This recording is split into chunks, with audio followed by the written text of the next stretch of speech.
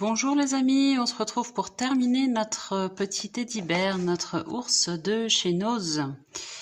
Donc maintenant on va faire le montage. Donc on a toutes nos parties qui sont là. J'ai choisi de ne pas encore rembourrer le corps parce que je vais déjà fixer mes bras et mes jambes avant de le rembourrer. Après si vous l'avez rembourré déjà c'est pas très grave, ça change pas grand chose. Donc je vais faire jambes, bras et je vais terminer par la tête. Donc mes jambes sont déjà fermées, je les avais fermées au dernier tuto.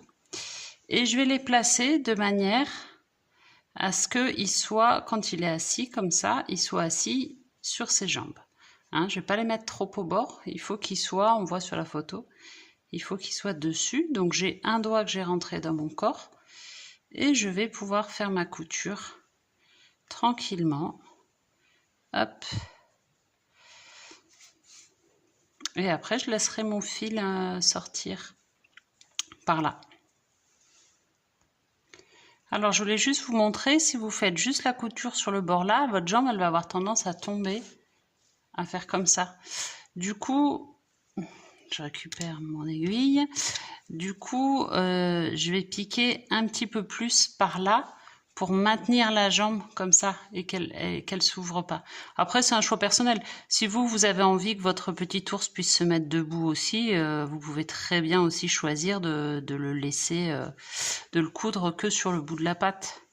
Voilà, moi je veux vraiment qu'il reste assis, donc je couds assez haut. Voilà, donc j'ai fini ma première jambe, je laisse le fil sortir ici. Et là, je vais placer ma deuxième jambe. C'est pas très grand dessous, donc il faut vraiment réussir à se faire un petit peu de place. Alors, je voulais vous montrer, j'étais en train de coudre ma deuxième jambe et je m'aperçois là, voilà, il est carrément en grand écart, donc ça me va pas du tout. Donc, c'est pas grave, j'enlève mon aiguille et je tire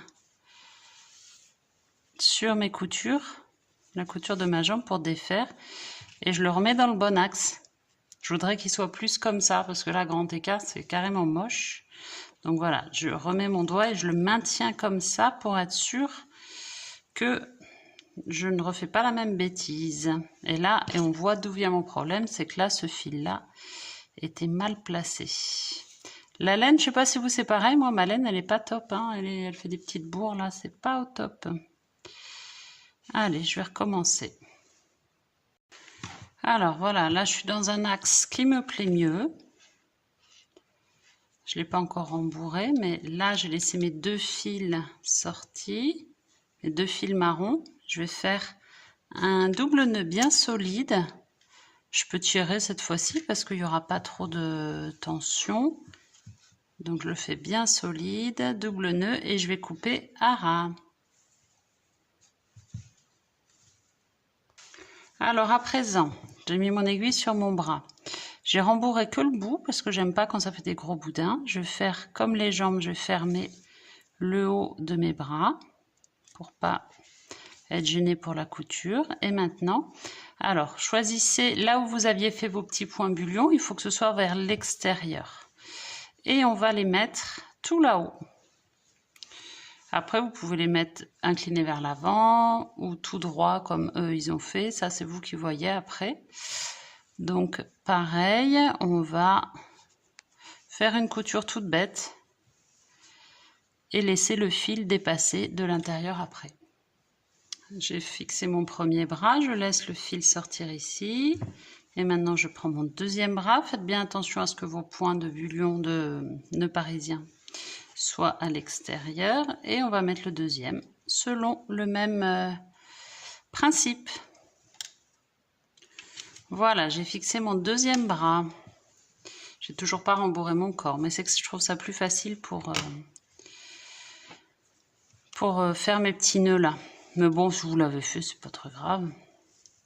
Mais sinon, mes fils se prennent... Oh, j'ai du problème avec ma caméra. Sinon, mes fils se prennent dans le rembourrage. Allez, on fait un nœud, donc on ne se trompe pas de fil. Double nœud. Alors là, si je serre trop, vous avez vu, ça serre les bras, donc c'est pas beau. Donc on va pas trop mettre de tension. Double nœud et on coupe à ras. Alors du coup, ça va nous gêner un tout petit peu pour le rembourrage, mais il suffit de passer devant et derrière. Hop, on coupe. Il va être mignon ce petit ours. Voilà, maintenant je vais pouvoir rembourrer. Alors pour rembourrer, je vais prendre le dos d'un crayon et je vais rentrer tout ça. Alors voilà, j'ai fini de rembourrer mon corps. Maintenant, je vais prendre ma tête et on va terminer par la tête. Alors j'ai le choix, soit je prends mon fil vert, soit je prends mon fil marron. Moi j'ai peur si je prends le fil marron qu'on voit un petit peu ici, donc je fais le choix de prendre le fil vert. Donc là je vais faire double nœud, je vais couper à ras, ça se verra pas de toute façon puisqu'il est, il est au niveau du cou. Du coup j'ai fait double nœud coupé à ras au niveau de la tête, j'ai mis mon aiguille sur le fil vert du corps qui me restait. Et je vais positionner ma tête. Alors, selon la manière dont vous la positionnez, vous pouvez mettre la tête vers le bas, vous pouvez mettre la tête un petit peu plus haut. Vraiment, là, c'est à vous de voir ce que vous préférez. Je la maintiens fermement avec ma main gauche et je vais venir coudre tout autour. Alors moi, je fais plusieurs fois le tour parce que j'ai envie que ce soit solide. Celles qui me connaissent déjà savent que je donne tous mes amigurumis à ma fille. Bon, elle commence à être un peu grande maintenant, mais voilà. J'ai pas envie qu'elle ait des têtes qui tombent ou des bras qui tombent.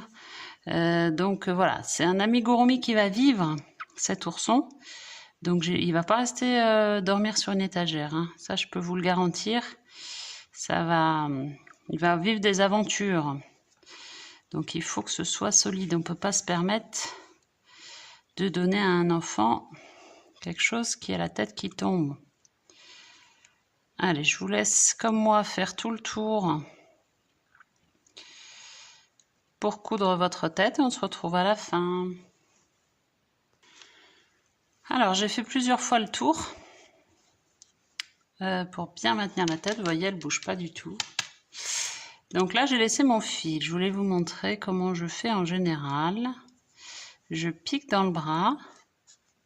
Hop, et je vais sortir sous le bras.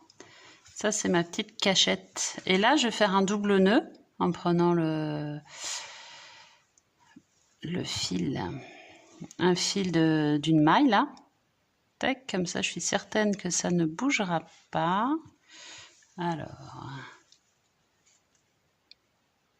je vois pas bien ce que je fais. Voilà, là je vois mieux. Hop, là je fais un double nœud.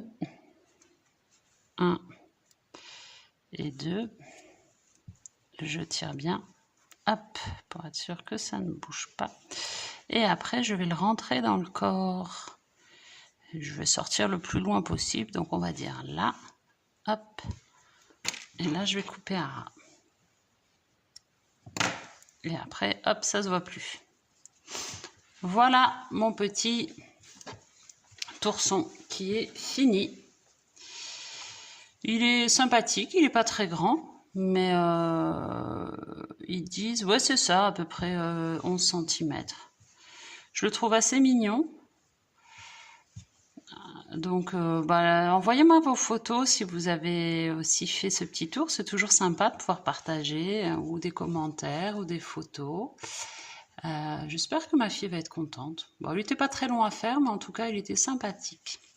Après, on peut aussi, elle m'a dit qu'elle voulait en faire un porte-clés. Effectivement, on peut rajouter, ils vendent ça dans le commerce, des petites attaches pour faire un porte-clés. Bon, après, c'est encombrant quand même comme porte-clés.